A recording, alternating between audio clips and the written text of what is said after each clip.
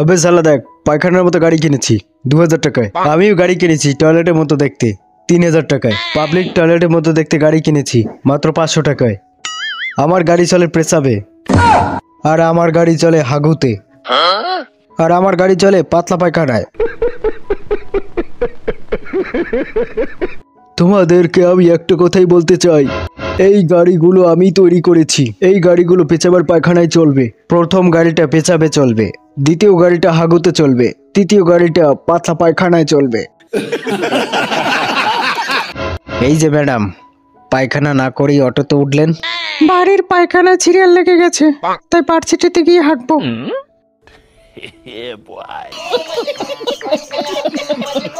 কিভাবে পড়ে আছিস কেন? সকাল থেকে আমার কিছুতেই হাগু হচ্ছে না।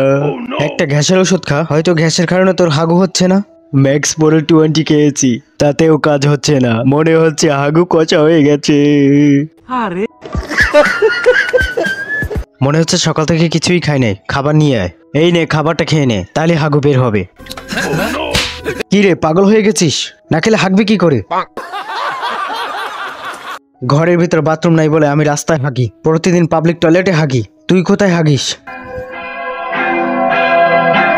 আমি জঙ্গলে গিয়ে হাগি। মন খালি খালি তুই